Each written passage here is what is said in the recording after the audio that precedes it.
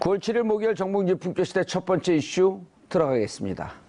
매주 목요일마다 TBS 의뢰로 여론조사 전문기관 리얼미터가 국정 수행 지지율과 주요 현안에 대한 여론 동향을 알려주는 시간 마련하고 있죠. 오늘은 9월 첫 주차 문재인 대통령의 지지율 분석과 공영방송 정상화 문제 이와 관련해 분석해 보도록 하겠습니다. 두 분의 여론조사 전문가 자리하셨습니다. 박지영 윈즈 코리아 컨설팅 부대표 자리하셨습니다. 네, 박시영입니다. 예, 여론조사를 요즘 잘 안 부르죠. 전문가들을. 정치 관련 기사에서는. 아, 언론사에. 프로그램에? 예. 예, 요즘에는 뭐 선거 시기가 아니니까요. 그러면은 요즘 KBS, MBC 다 네. 파업하는데 네. 이런 거 한번 만들어보죠. 무한 여론. 그 TBS 일박 여론. TBS 발주한다면 예, 할 생각해 거예요. 보겠습니다. 우리가 무한 여론하고 여론조사 계속 돌리는 거야. 예, 자 이택수 리얼미터 대표 자리하셨습니다. 네, 반갑습니다. 예. 네. 그때 누가 여기 왔었는데 그 회사 직원이 네, 권순정 실장이 실장 대신 예. 왔었습니다. 계속 대표 까던데요. 무능한 대표 빨리 물러가야 된다고. 제가 뭐 다시 보기로 봤는데요. 예. 전혀 그렇지 않았다. 아, 그랬어요? 알고 있습니다. 거의 사실 6%또 갈 뻔했어요. 자, 이번 주는 주로 뭘 갖고 조사를 했나요? 네, 지금 국회가 파행을 겪고 있는 주된 이유가 이제 문재인 정부의 방송 장악 여부를 두고 야당과 예. 또 여당이 지금 다툼을 벌이고 있는데요. 예. 이제 문재인 정부 입장에서는 이제 정상화시키는 과정이라고 주장을 하고 있고 예. 또 한국당과 바른정당 등 야당은 보수 야당은 방송 장악이다라고 해서 지금 예. 한국당은 이제 보이콧을 하고 있죠. 그래서 그와 관련해서 TBS 의뢰로 KBS, MBC 노조 공영방송 정상화를 위한 총파업에 돌입한 것에 대해서 어떻게 생각하는지 긴급 여론조사를 해봤습니다. 예. 조사 결과 공감한다는 의견, 그러니까 노조 측이 파업하는데 공감한다는 의견이 66.4%로 나타났고요. 예. 또 공감하지 않는다라는 의견이 24.5%로 나타나서 뭐 대략 문재인 대통령의 지지율과 비슷한 수치를 나타냈습니다. 67%쯤 나온 거죠. 그렇게 3분의 2. 네, 3분의 2, 66.4%가 공감하는 이 정도면 것으로. 엄청나게 나온 거 아닌가요? 어떻게 해석을 해야 되나요? 좋습니다. 이제 관심의 대상인 중도층 예. 또 무당파층을 보면은 이 파업에 공감한다는 의견이 매우 높게 나타났습니다. 어허. 무당파층은 55.6%가 공감한다고 응답을 했고요. 또 이념 성향으로는 중도층이 57.7%가 공감하는 것으로 그러니까 역시 평균치와 비슷한 수치를 나타냈습니다. 그래서 결국에는 문재인 대통령을 지지하는 계층은 뭐 압도적으로 예. 지금 공감하는 것으로 나타났고 바른정당과 자유한국당 보수층에서만 반대하는 의견이 높게 나타났는데 이건 이제 리얼미터 조사에서뿐만 아니라 과거에 최근에 발표된 다른 조사기관들의 결과도 비슷하게 나타났고요. 연령대별로는 이제 40대, 30대가 뭐 10명 중 8명가량이 공감하는 것으로 나타났고, 나머지 20대, 50대 순으로 나타났는데, 60대도 뭐 이 찬성 공감 의견이 좀 낮긴 했습니다만, 그래도 42.6%로 부정적인 평가, 비공감하는 의견 38.6%보다 오차 범위 내에서 높게 나타났습니다. 그래서 현재 이런 수치를 나타내는 이유는 어제 또 뉴스가 나왔지만 그 방송 관련된 세계 학회가 있습니다. 한국 언론학회, 한국 방송학회, 또 한국 언론정보학회 이 3개 학회에서 468명의 교수님들이 한국 어디라고요? 한국 언론학회, 언론학회, 한국 방송학회, 한국 언론정보학회 이 세 군데 학회에서 468명의 교수님들이 이 성명을 냈습니다.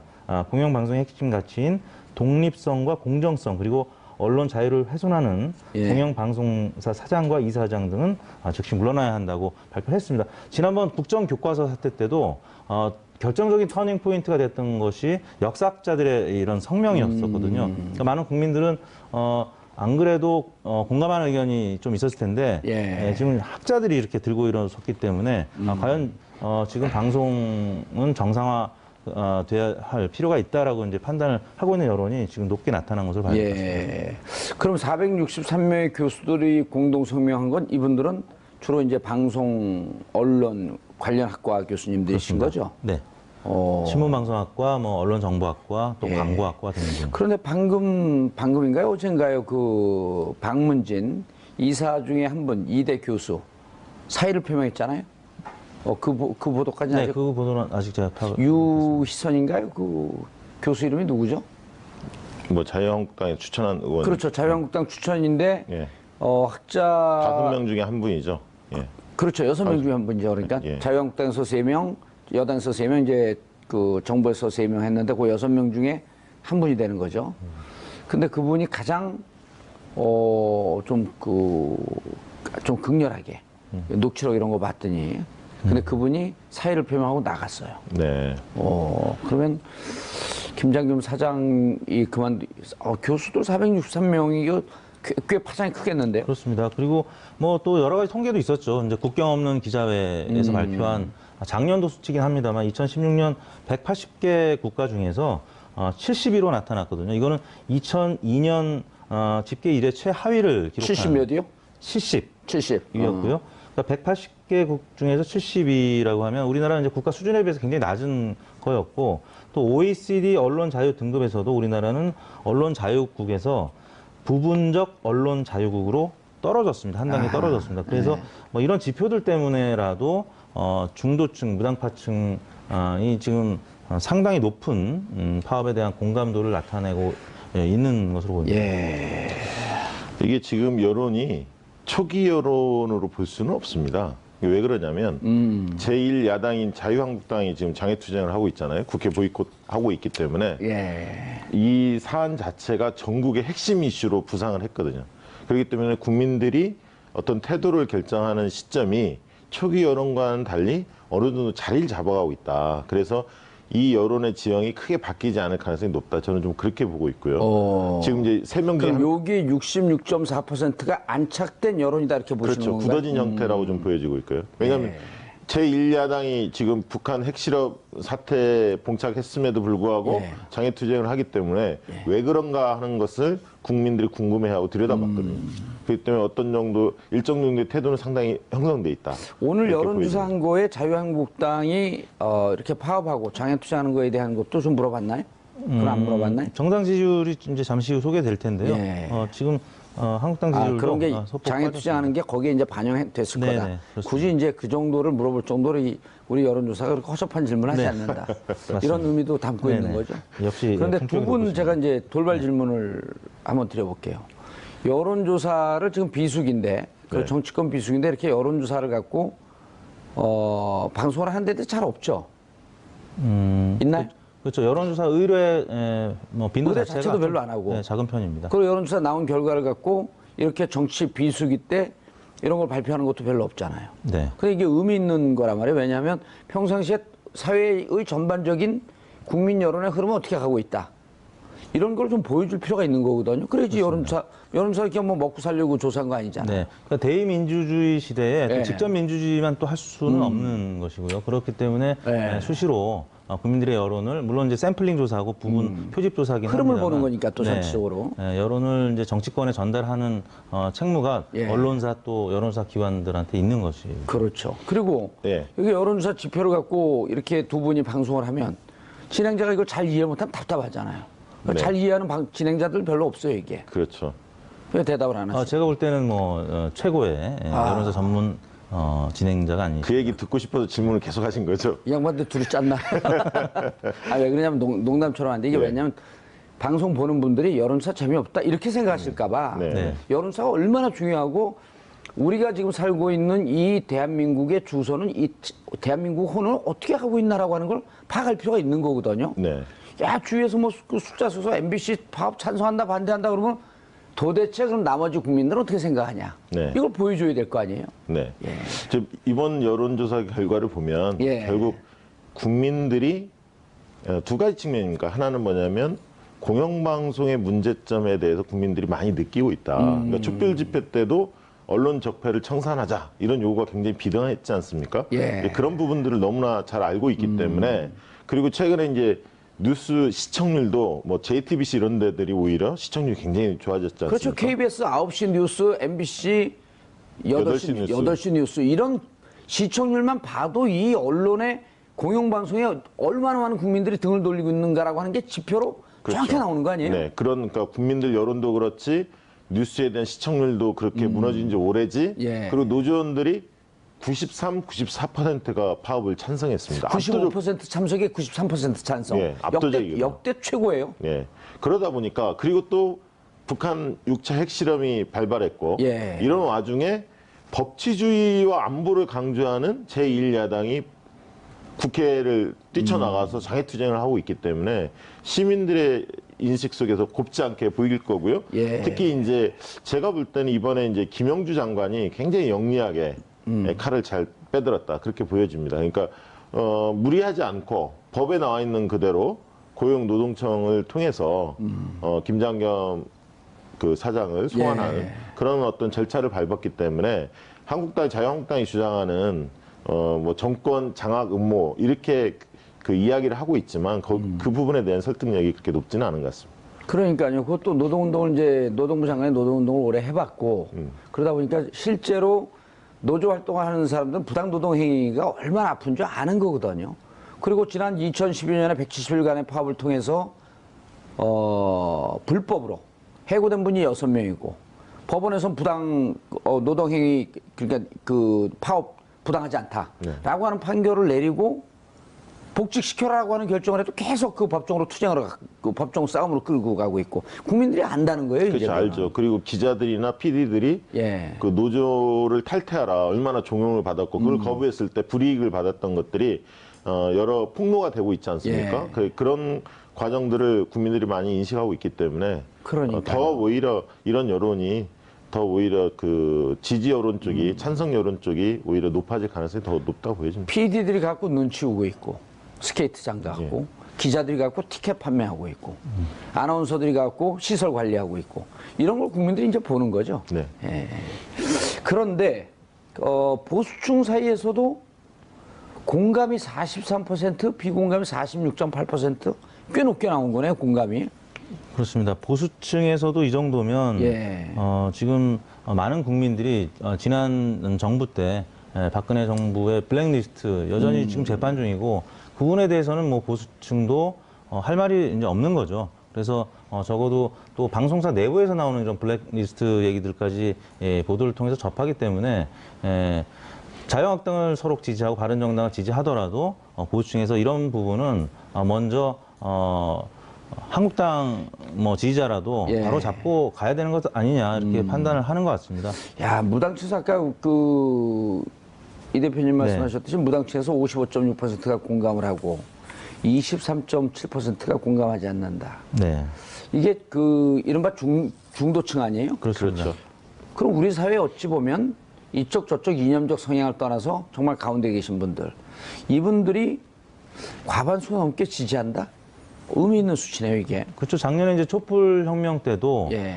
사실 좀 거칠게 시위하는 분들 혹은 이제 폭력 사태까지 벌어질 수도 있었는데 일반 시민들이 다 걷어내고 걷어내고 그러면서 정말 평화적으로 이루어졌기 때문에 정권 교체가 자연스럽게 문재인 정부로 넘어간 것 아니겠습니까? 이제 그런 부분 때문에 중도층, 그러니까 지금 뭐 일부 보수 언론이나 보수 정당에서는 지금 여론조사 자체가 너무 경도돼 있다.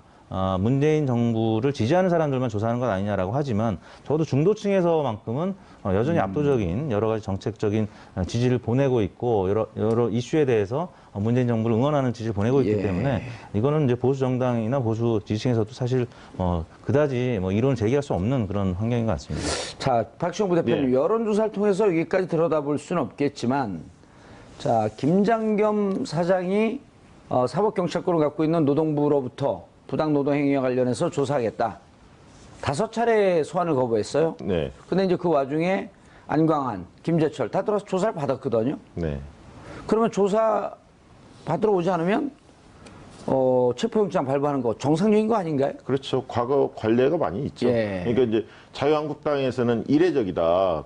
공영방송에 이런 적이 있었느냐라고 이야기를 하지만 실제 2008년에 KBS 정현주 사장을 체포영장 발부해서 수사했죠. 구속수사라고 홍준표 당시 의원이 이야기를 했죠. 얘기했잖아요. 예, 그리고 실제로 검찰이 그렇게 집행을 했고 결국은 다 무죄로 대법원까지 무죄로 판결이 났는데 그래서 지금 몰리니까 약간 뭐 거짓된 정보들을 좀 흘리고 있는 것 같고요. 아까 이제 하나 이야기하고 싶었던 게 뭐냐면 이번 사안에 대해서 바른정당 지지층의 성향을 잘 볼 필요가 있습니다. 그러니까 예. 바른정당의 지지층들은 국민의당 지지층보다는 자유한국당 지지층의 입장이 더 가까워요. 이걸 잘 보실 필요가 있습니다. 그래서 지금의 자유한국당 6% 내에 구성되고 있는 분들이 이런 사안에 대해서는 국민의당 지지층 쪽보다는 자유한국당 지지층의 성향의 더 입장에 가깝다. 따라서 향후에 그러니까 결국은 바른정당을 구성하는 사람들이 중도층보다는 좀 더 보수층에 가까운 분들이 많다. 이렇게 좀 보셔야 할 것 같습니다. 그리고 또 재밌는 게 정의당 지지층에서도 봤더니 73.1%가 공감을 하고요. 네. 비슷하게 국민의당 지지층도 또 71%가 공감을 해요. 네. 그럼 국민의당이 정의당에 가까운 건가요? 샘플 사이즈가 이제 30명 안팎이기 때문에 예. 이제 오차 범위가 조금 더 세분화되면 클 수 있죠. 그래서 뭐 일반적인 경향성, 예. 그러니까 이제 공감한다라는 쪽에 무게 중심이 실려 있는 것은 사실인데, 전체 견적이 예, 싸다 정의당과 이제 비슷한 수준이다라고 단정짓기는 어렵고요. 예. 일단 가장 높은 정당 지지층 이제 민주당 지지층이 84.1%가 그렇죠. 공감하는 것으로 가장 높았고, 정의당, 국민의당도 국민의당은 뭐 다른 이슈와 관련해서는 이제 궤를 달리할 수 있지만 적어도 이 문제, 언론 문제만큼은 예. 국민의당도 여러 가지 또 피해를 본 소속 정치인들이 있기 때문에 예. 지지층도 비슷한 생각을 하고 있는 것 같습니다. 그러니까 이 여론사와 무관한 거지만 언론을 정권의 입맛에 맞게 그 좀 통제하려고 한다? 이런 그 정치권의 주장은 좀 이해가 안 가는 게, 그러면은 거기 그 1000여 명이 넘는 노조원들 중에 95%가 참여해서 93%가 동조할 때는 그럼 우린 권력의 입맛에 맞는 방송을 만들겠습니다. 이러고 파업을 하나요? 그건 아니죠. 그렇게 된다면 그 정도로 그 찬성 그 파업에 대한 동참률이 이렇게 높지 아니 않죠. MBC 기자 PD 구성원들은 이건 정말 무시하는 발언 그렇죠. 아니에요? 예. 그 안에는 예. 보수적 성향을 가진 기자들도 있는 그럼요. 거고요. 진보적인 예. 성향을 가진 기자들도 있고 섞여 있다고 봐야죠. 다만 정권의 외풍을 받지 않고 독립적인 언론을 그 방송을 만들겠다, 이런 주장이 가장 강한 거 그렇죠. 아니에요? 이제 방송의 자유와 독립성 이 부분들을 지금 확보해야 하기 경영진의 때문에. 사퇴. 네, 그 부분이 그 동안에 이루어지지 않았기 때문에 예. 이번 기회에 바로 잡아야 한다. 그런 알겠습니다. 자, 김장겸 사장이 조사를 받고 나오면서 내가 취임한 지 6개월밖에 안 됐는데 부당 노동 행위를 내가 뭘 했냐 하니까 이제 노조 측에서는 무슨 얘기냐? 대부분의 이런 혐의들이 사장 취임 이전이 보도국장과 보도본부장 시절에 이루어진 일이다. 당시 그렇죠. 황태자 아니었었냐? 그러니까 예를 들어서 외부에서 온 뭐 예. 외부 영입 인사로서 사장이면은 이 부분 공감할 수 있겠으나 2012년 취임한 김재철 사장 때부터 승진을 계속 이어왔고 예. 또 과정에서 보도국장과 또 보도본부장으로 일을 해왔었기 때문에 노조가 봤을 때는 당시 사장과 같이 어떻게 보면 공모한 거 아니냐 이렇게. 김재철 사장과 보도본부장, 보도국장 정도면 하나의 패키지로 움직인 거 그렇죠. 아니에요? 네. 그리고 이제 그 과정을 거치면서 이제 대표이사가 됐기 때문에 예. 지속적인 책임을 져야 된다는 노조의 입장인 것이죠. 뭐 이런 것들이 계속 보도가 됐기 때문에 이제 조금 전처럼 3명 중에 2명이 노조 입장을 공감하는 것이 아닌가 싶습니다.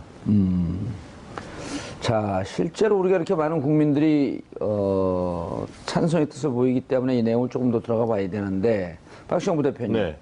이효성 방통위원장이 공영방송 정상화에 좀 조속히 나서겠다. 네. 어떤 의미인 거죠? 사실은 그 대통령도 약간 유사한 발언을 하지 않았습니까 과거에? 예. 방송 이 공영방송에 대한 문제점을 간과하지는 않겠다라고 얘기를 했지만 잘 알고 있다. 잘 알고 있다 이렇게 얘기를 했고 이효성 방통위원장은 본인이 이 관련된 기관 아닙니까 수장 아닙니까? 그렇죠. 그렇기 때문에 공영방송의 목적 본래의 목적 그리고 방송위의 그 설립 목적에 충실할 수밖에 없는데 방송이 설립 목적이 바로 방송의 자유와 독립을 보장해 주는 겁니다. 그렇기 때문에 이 안에는 사실 방송위원들 중에는 정부 여당 쪽이 제가 알기로는 3분 그리고 야당 쪽이 국민의당 1명, 자유한국당 추천 1명, 예. 3대 2로 이렇게 구성되어 있는 걸로 알고 있습니다. 더불어민주당 1명, 그다음에 정부 쪽 관계자들 이렇게 구성이 돼 있는데 내부에서 논의를 좀 할 겁니다. 벌써 이제 논의가 시작됐는데요. 어쨌든 가장 뜨거운 현안으로 올라왔기 때문에 이 담당하는 방통위원장이 나몰라라 이렇게 할 수는 없는 거고 국민 여론도 있기 때문에 적법한 절차를 밟아서 어떤 입장을 강하게 내지 않을까 그렇게 생각이 듭니다. 예.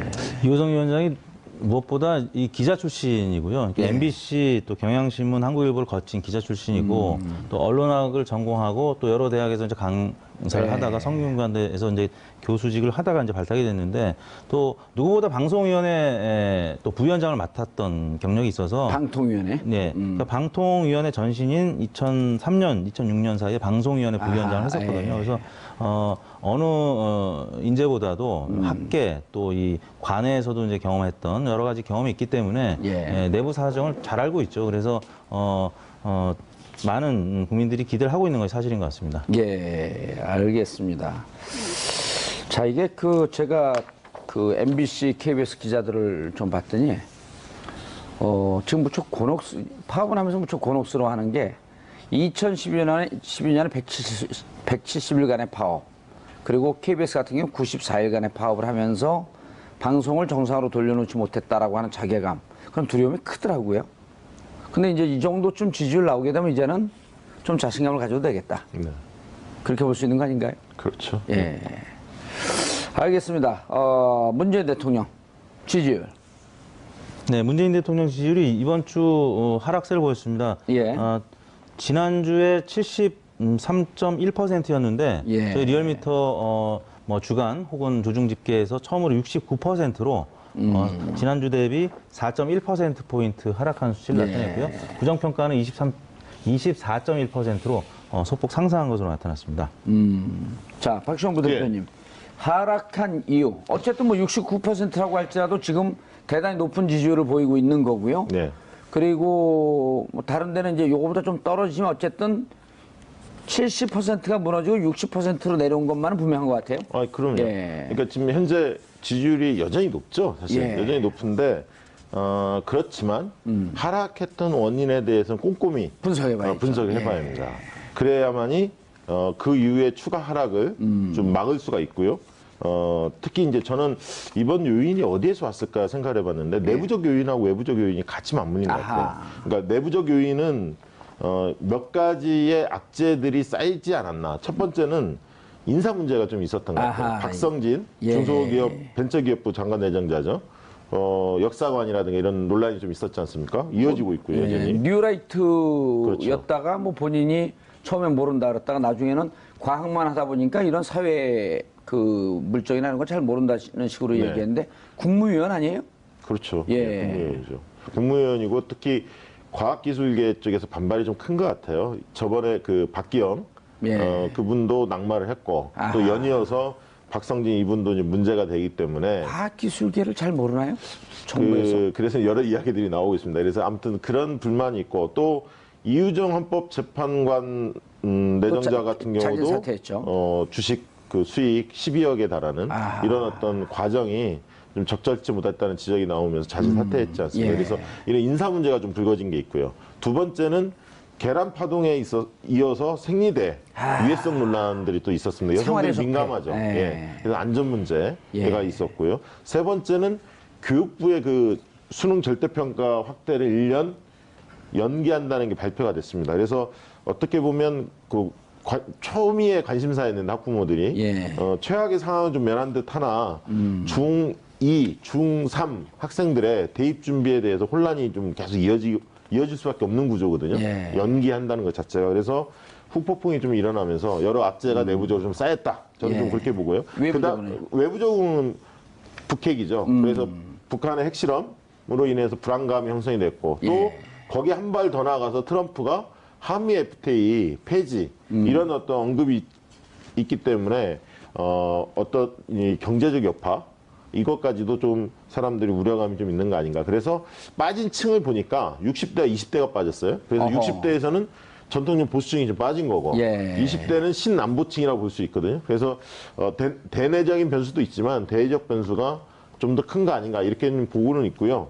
그렇지만 대내적인 문제에 대해서 이렇게 실망감들이 조금씩 쌓이다 보면 이게 이제 지지도 하락으로 연결될 수 있기 때문에 원인을 잘 짚어보고 대책 마련이 시급한 것 같습니다. 네. 이택수 대표님, 북핵 문제와 FTA 문제, FTA는 또 FTA 폐지하자 그러더니 오늘 백악관 공식 성명은 FTA 폐지할 일 없다. 네. 뭐 우리 갖고 노는 겁니까? 뭐 전화 그래서 한번 이제 해보시죠. 네, 한번 전화번호 몰라가지고. 영어로 저 트럼프라고 생각하고 전화번호 제가 줄 테니까요. Hello 트럼프 한번 해보세요. Hello, Trump. Yeah, this is Trump. What's up? 안녕히 계세요. 제가 지금 드리고 싶은 얘기는 뭐냐면, 그, FTA 문제도 그렇지만, 이 안보 문제가 결정적인 영향을 미쳤다고 보고요.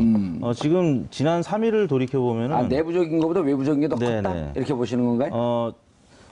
과거 이제 박근혜 대통령 때나 이명박 대통령 때를 보면 핵 실험을 하고 나서 오히려 이제 보수 정권은 지지율이 올랐거든요. 어허. 근데 지금 문재인 정부는 보수 정권과는 다르게 핵 실험을 한 다음에 혹은 뭐 북한의 미사일 도발이 있은 다음에는 지지율이 조금씩 떨어졌었습니다.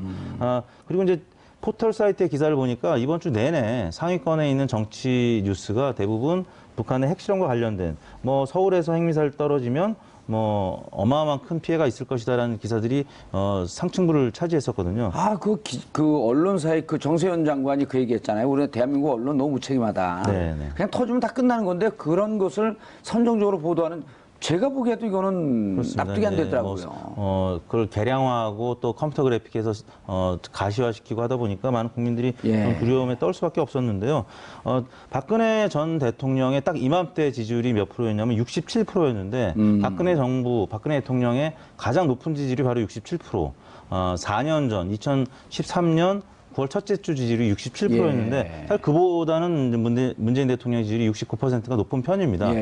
그리고 그게 이제 박근혜 전 대통령이 최고치였는데 그때 어떤 일이 있었냐면 공교롭게도 박근혜 전 대통령이 G20 정상 회의차 러시아를 방문해서 러시아 대통령과 정상회담하는 모습이 바로 오늘 9월 7일자 보도에 나왔었거든요. 문재인 대통령도 지금 러시아 방문을 하고 있습니다만 지금 이런 안보 이슈가 터진 상황에서 사실 러시아 대통령이 뭔가 큰 선물을 줄 줄 알았는데 스포츠 얘기만 하고 또 원유와 관련된 얘기도 북한에 계속 공급하겠다. 그래서 문재인 대통령과 뭔가 좀 깔끔하게 합의가 되는 모습을 보여주지 못했기 때문에 지금 이런 모습을 보인 것 같고요. 이명박 전 대통령 같은 경우는 9월 첫째 주 첫 해 지지율이 27.5%에 불과했습니다. 그래서 이명박 전 대통령과는 비교를 할 수 없는 상황이긴 하지만 그리고 다른 역대 대통령들보다도 뭐 지금 이 시점에서 가장 높은 수치를 보이고 있습니다만 역시 이 북한의 이 핵 문제 때문에 예상치 못하게 뭐 최근 들어서는 4%포인트 하락이면 굉장히 큰 수치거든요. 문재인 대통령의 지지도가 다른 역대 대통령에 비해서 굉장히 안정적이었었습니다. 낙폭이 크지 않았고 움직여봐야 1, 2% 정도 움직였었는데 최근 들어 4%포인트 한 주 만에 빠졌다는 거는 역시 굉장히 큰 대변수 때문이다. 박시영 부대표님 어떻게 보세요? 인사 문제 아까 이제 내부적인 문제인데 이택수 대표님은 지금 내부적인 문제는 얘기를 안 했거든요. 근데 이제 어찌 보면 북핵 문제에 대해서는 여러 가지 이제 통계를 좀 들여다봐야 되겠지만 인사 박성진 무슨 부 장관이에요? 중소벤처기업. 중소벤처기업 이번에 신설하는 거죠. 네, 그렇습니다. 그리고 이제 계란과 생리대는 사실은 식약처인데 그 정부의 잘못이라기보다도 이건 구조적으로 좀 국회에 쌓였던 건데 식약처장의 좀 왔다 갔다 하는 발언 때문에 이제 정부에 대한 불신이 좀 있었던 거고. 늦장 대응도 좀. 그 수능 같은 경우도 내부적으로 교육부 내부에서 이렇게 하면 안 된다라고 하는 반대가 있었음에도 불구하고 좀 밀어붙이다가 청와대하고 엇박자가 난 거 아니에요? 그 청와대는 밀어야 된다. 자, 이런 게 사실은 가랑비에 옷 젖듯이 살금살금 빼먹는 거 아닌가요? 그렇죠. 그게 이런 게 바로 지지도 하락으로 바로 연결은 안 되지만 지지 강도를 약화시킵니다. 그렇죠. 지지자들의. 그렇기 때문에 그게 좀 쌓이면 지지도 하락으로 바로 나타나죠. 그래서 지금 뭐 이렇게 뚝 같은 것도 무너질 때 바로 무너지는 게 아니라 이제 이게 돌이 한두 개 빠지면서 흔들흔들 하다가 팍 무너지는 건데. 근데 이제 저는 이제 60%를 상당 기간 유지할 거라고 보여지는데 뭐 또 잘하면 올라갈 수 있습니다. 왜냐하면 대통령의 자세나 통치 방식에 대해서는 긍정적인 게 아직도 여전히 높기 때문에 그러나 이제 지금 위험 징후, 이상 징후가 나타나는 건 뭐냐면 개별 정책에 대한 찬반을 물어보면 압도하지 못하는 정책들이 꽤 있습니다. 그러니까 7대3, 6대4 이 구조가 아니라 55대45 뭐 이렇게 팽팽히 맞서는 사안들이 좀 있어서 그렇기 때문에 지금 요 관리를 좀 잘해야 한다 이런 생각이 좀 들고요. 예. 지금 국면은 사실은 굉장히 문재인 대통령으로서는 어려운 국면입니다. 어려운 왜냐하면 국면이죠. 외교 안보 문제를 해결할 스스로가 우리나라가 주체적으로 해결할 수 없는 구조적인 문제가 사실 있지 않습니까? 그렇기 때문에 굉장히 어려운데 이 사안이 과연 오늘 이제 또 그 사드 배치 추가 배치가 이루어졌지 않습니까? 임시 배치요. 임시 배치가 이루어졌는데 이게 과연 이라크 파병 참여정부 때 그때처럼 지지자들이 썰물처럼 과연 빠져나갈 것이냐? 이게 이제 사실은 관심거리죠. 그거는 다음에. 아닌 것 같더라고요. 저도 그렇게 이번에는. 보지 예. 않고 있습니다. 그래서 그때와 상황이 좀 많이 다르다. 왜냐하면 저도 개인적으로 네. 사드 배치가 남북 문제나 북한의 핵 문제를 해결하는데 전혀 도움은 되지 않지만 기술적으로도 군사적으로 그러나 국민들의 심리를 다루는 데는 일정 정도 의미가 있기 때문에 네. 옳다고 동의하지 않지만 용인할 수밖에 없다 이렇게 보는 사람들이 꽤 있거든요. 8월 2일 날 이 리얼미터가 조사한 게 있었습니다. 그때 ICBM 발표하자마자 조사를 바로 했는데 예. 그때 7월 28일 2차 발표했었죠. 8월 2일 날 예. 발표했죠. 8월 3일 날 조사했는데 사드 그 당시 임시 추가 배치에 대해서 찬성이 71% 맞아요. 나왔거든요. 그러니까 지금 기억력이 대단하시네. 지금 사안도 예. 70% 이상의 그 동의율을 보일 거라고 저는 보기 때문에 그리고 트럼프의 성향이나 김정은 이런 것들에 대해서 국민들이 잘 알기 때문에 사실 불가피한 면이 있다. 예. 사드 추가 배치에 대해서는 그렇게 이해하지 않을까 싶습니다. 이게 이제 북핵 문제는 지금까지는 비교적 잘 대응을 하고 있어요. 네. 그러니까 이른바 이제 진보 진영의 그 원로학자들이나 그 과거에 장관했던 분들이 너무 보수적인 색채를 쫓아가는 거 아니냐라는 비판을 함에도 불구하고 어쨌든 지금 국민들이 불안한 심리를 갖고 있기 때문에 좀 안정적으로 이 문제를 관리할 필요가 있거든요. 네. 그런 점에 있어서는 어찌 보면 이런 위기 상황에서 좀 많이 안 빠진 거 아니냐 이렇게 분석할 수도 있는 거 아닌가요? 그렇습니다. 이제 문재인 대통령이 뭐 또 과거 대통령에 비해서 예. 뭐 특전사 출신이고 최근 들어서 군에 대해서 굉장히 배려하는 모습을 보이지 않았습니까? 그런 차원에서 보수층도 문재인 대통령의 그런 행보에 대해서 이제 긍정 평가를 하는 것이고요. 이제 사드 배치 문제 같은 경우는 박근혜 정부가 사실 절차를 좀 무시한 측면이 있지 않았습니까? 그러면 어찌 보면 전임 정부 때 다 이게 잘못 만들어 놓은 거로 지금 그거 치우느라고 네. 정신이 없는 거 아니에요? 그런 절차적인 부분을 중요시하는 문재인 대통령 입장에서는 뭐 국민들의 입장이나 아니면 뭐 각 그 정당의 입장 예. 이제 고려하는 모습 그 과정을 국민들이 읽고 있기 때문에 집토끼들이 잘못하면 떠날 수도 있지만 예. 지금 집토끼들은 견고한 지지층을 형성하고 있는 게 바로 그런 절차적인 정당성을 중요하게 생각하는 문재인 대통령의 행보를 보고 있는 것 같습니다. 예, 알겠습니다. 이택수 대표께서 집토끼 얘기를 하니까 이제는 그러면은 문재인 대통령 지지율뿐만 아니라 정당의 지지율도 좀 살펴봐야 되지 않을까요? 네, 한마디만 더 하고 예. 정답 넘어가겠습니다. 예. 안보 위기 국면의 대통령은 굉장히 듬직한 아버지 상을 보여줘야 합니다. 그러니까 굉장히 안정감도 있고 단호함도 있고 아버지 상이 그런 그렇지 이미지가 좀 않습니까? 보여지고 있어요. 그런 이미지가 있죠. 그래서 그런 이미지를 축적하면서 한편으로는 결국 국내 정치로 승부할 수밖에 없을 겁니다. 그러니까 대외적인 변수에도 득점 요인이 단기에 나오기 어려운 국면입니다. 결국 국내 정치, 결국 그 얘기는 뭐냐면 적폐청산에 대해서 좀 더 과감하게 하되 우선순위를 잘 가져가야 한다. 이렇게 보고 있고요. 감성적인 행보가 요즘 줄었습니다. 심각한 현안들이 많다 보니까. 상황이 워낙 심각하니까. 예. 네. 그렇지만 감성적 행보를 잘 곁들여야 하고 자잘한 것들은 총리나 장관한테 일임하고 예. 큰 의제 중심을 좀 갔으면 좋겠고요. 저는 정당 지지율 보니까 지난번하고 크게 다르지 거기서 않았습니다. 바로 끝냈으면 정당 지지율 이쪽으로 넘겨야 되는 거 넘길까요? 아니에요? 예, 그렇게 다 하려고 그러세요, 혼자. 네, 알겠습니다. 정당 지지율 뭐 모든 정당이 다 하락했습니다. 그중에서 이제 자유한국당 지지율이 가장 낙폭이 컸고요. 1위는 역시 민주당 50.7%로 압도적인 지지를 받고 있는데요. 0.6%포인트 하락했습니다. 예. 완만하긴 합니다만 지금 3주째 하락세를 보이고 있는 것인데요. 예. 지난주 여러 당내 악재들, 뭐 종교인 가세 문제와 관련해서 또 당에서 얘기했던 부분들 논란이 되기도 하고 인사 문제 뭐 등등해서 민주당 지지율이 지난주 좀 빠졌었는데 이번 주 조금 더 추가적으로 0.6% 빠졌고요. 자유한국당 지지율이 가장 많이 빠졌는데 역시 국민들한테 공감 받지 못한 채 국회를 보이콧하면서 늘상 이제 국회 보이콧하면 당 지지율은 여당이든 야당이든 많이 빠지는 편이거든요. 그래서 자유한국당이 0.9%포인트 빠진 15.5%를 기록했고요. 그다음에 바른정당 0.2%포인트 빠졌습니다. 6.3%. 이게 이해운 대표 사태가 반영 안 된 지지율이죠, 바른정당. 저는 이제 일부 반영이 됐다고 보는데요. 일부 반영이 됐고요. 사실 안보 정국에서는 자유한국당, 바른정당 올라야 되거든요. 근데 떨어졌다는 거는 이제 그런 악재들이 반영이 됐기 때문에 상쇄가 됐습니다만 아무튼 그런 부분이 더 컸다는 거죠. 예. 제가 하나만 더 말씀드리면 이 안철수 대표의 그 당대표 선출 과정의 컨벤션 효과가 지금 국민의당에 영향이 없지 않습니까? 예. 지지율이 계속 그 제자리 걸음을 하고 있는데 이유를 하나 좀 말씀드리고 싶어요. 뭐냐면 정치인은 이전에 말씀드렸듯이 신뢰성이라는 게 굉장히 중요한데 신뢰성은 도덕성과 순수성으로 보통 구성이 됩니다. 그러나 안철수 대표의 주변 인물들이 도덕성의 문제를 많이 일으켰고요.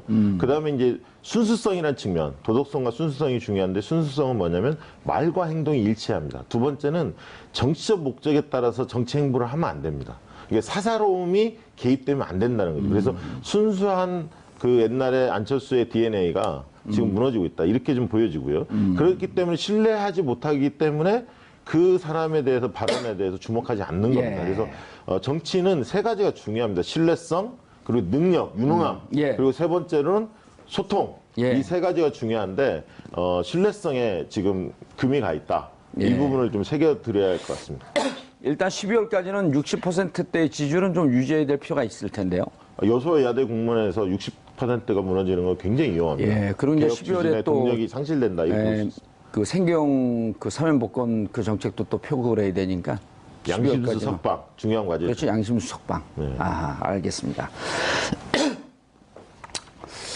자, 그 문재인 대통령 지지율이 소폭 하락했지만 지지율 등락을 보고 정치를 해야 할 것은 아니라고 생각합니다. 안보 문제가 심각하고 이럴 때일수록 청와대 그리고 정부 여당에서는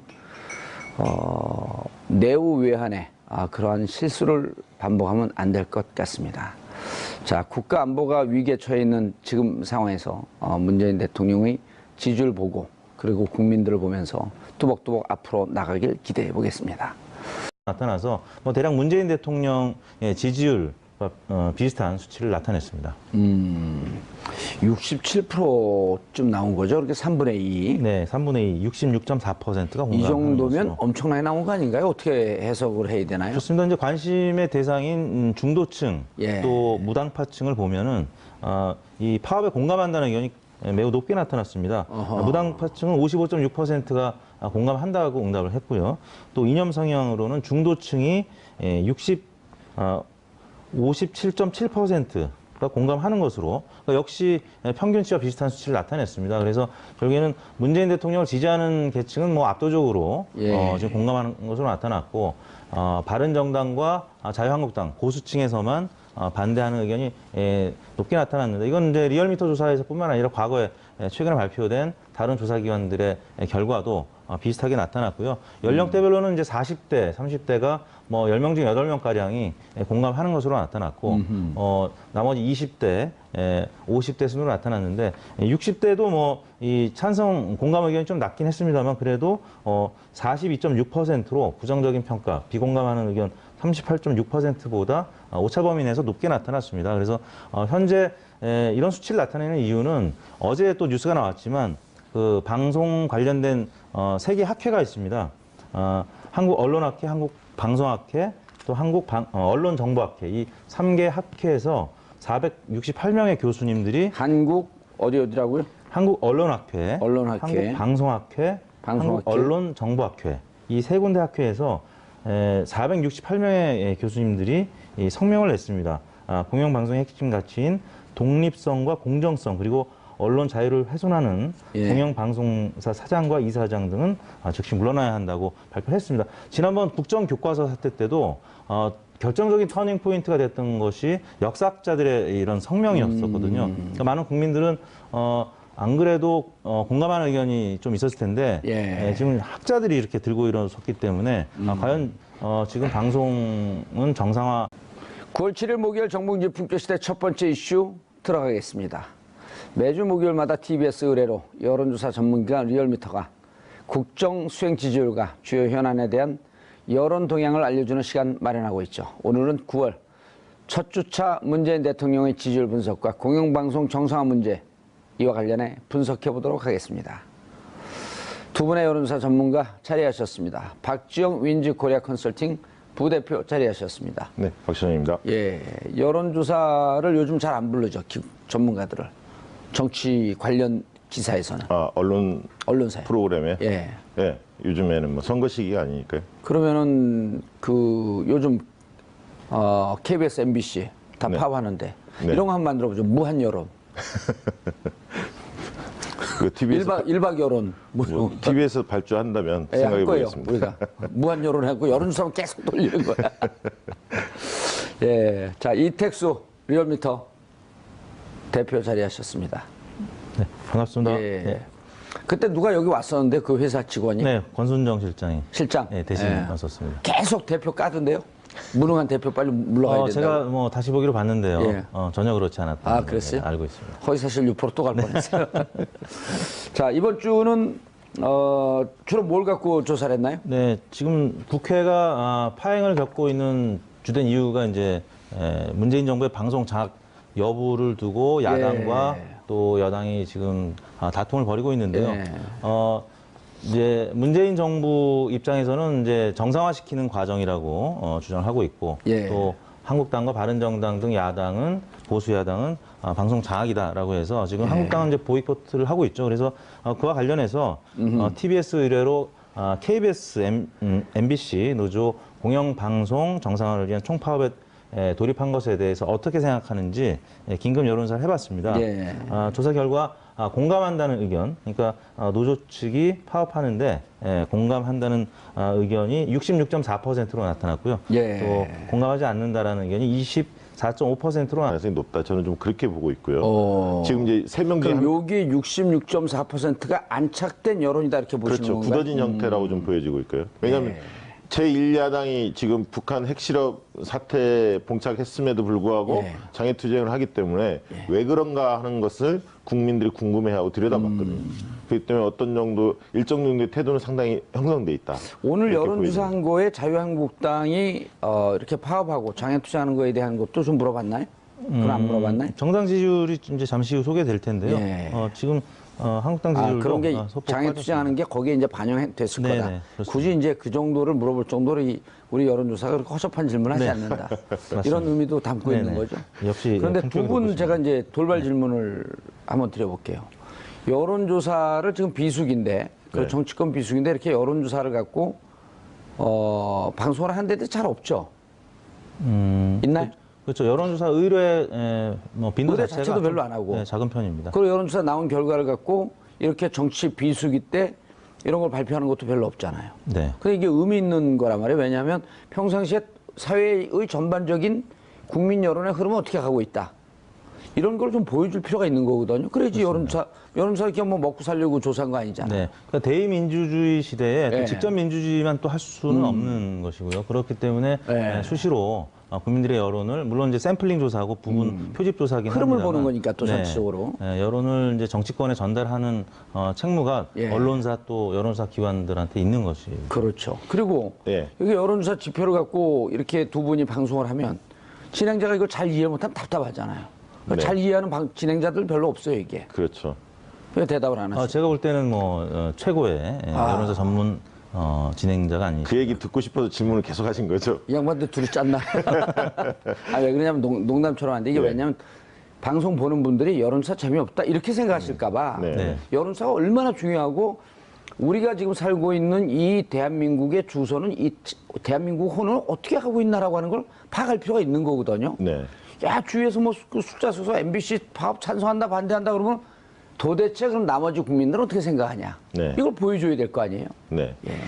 이번 여론조사 결과를 보면 예. 결국 국민들이 두 가지 측면입니까? 하나는 뭐냐면 공영방송의 문제점에 대해서 국민들이 많이 느끼고 있다. 그러니까 촛불 집회 때도 언론 적폐를 청산하자 이런 요구가 굉장히 비등했지 않습니까? 예. 그런 부분들을 너무나 잘 알고 있기 때문에 그리고 최근에 이제 뉴스 시청률도 뭐 JTBC 이런 데들이 오히려 시청률이 굉장히 좋아졌지 않습니까? 그렇죠. KBS 9시 뉴스, MBC 8시 뉴스. 8시 뉴스 이런 시청률만 봐도 이 언론의 공영방송에 얼마나 많은 국민들이 등을 돌리고 있는가라고 하는 게 지표로 정확히 나오는 거 아니에요? 네, 그러니까 국민들 여론도 그렇지 뉴스에 대한 시청률도 그렇게 무너진 지 오래지. 예. 그리고 노조원들이 93, 94%가 파업을 찬성했습니다. 95% 참석에 93% 찬성. 예, 압도적이죠. 역대 최고예요. 예.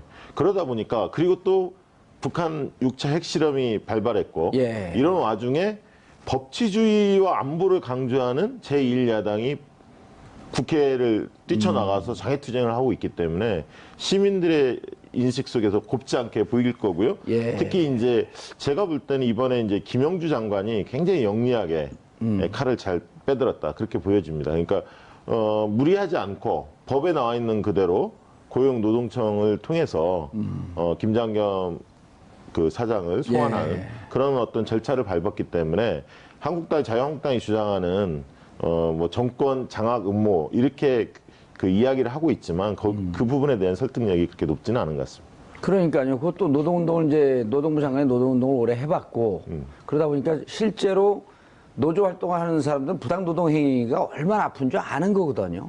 그리고 지난 2012년에 170일간의 파업을 통해서 불법으로 해고된 분이 6명이고 법원에서는 부당 노동 행위 그러니까 그 파업 부당하지 않다라고 하는 판결을 내리고 복직시켜라라고 하는 결정을 해도 계속 그 법정으로 투쟁을 그 법정 싸움으로 끌고 가고 있고 국민들이 안다는 거예요. 이제 그렇죠, 알죠. 그리고 기자 돼야 할 필요가 있다라고 이제 판단을 하고 있는 여론이 지금 높게 나타난 것으로 봐야 됩니다. 예. 그럼 463명의 교수들이 공동 성명한 건 이분들은 주로 이제 방송 언론 관련 학과 교수님들이신 거죠? 네. 신문방송학과, 뭐 언론정보학과, 또 예. 광고학과 등등. 그런데 방금인가요? 어젠가요? 그 박문진 이사 중에 한 분, 이대 교수 사의를 표명했잖아요. 그 보도까지는 네, 아직 그 보도는 아직 제가 파악을 유희선인가요? 그 교수 이름이 누구죠? 뭐 자유한국당에 추천한 의원 그렇죠. 자유한국당 추천인데 예. 학자 5명 중에 한 분이죠. 예. 그렇죠. 6명 중에 한 분이죠. 그러니까 예. 자유한국당에서 3명, 여당에서 3명, 이제 그 정부에서 3명 했는데 그 6명 중에 한 분이 되는 거죠. 근데 그분이 가장 좀 극렬하게 녹취록 이런 거 봤더니 근데 그분이 사의를 표명하고 나갔어요. 네.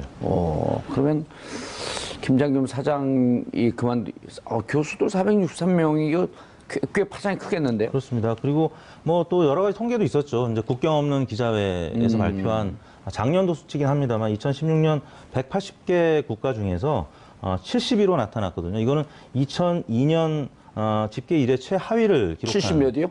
70. 70. 이었고요.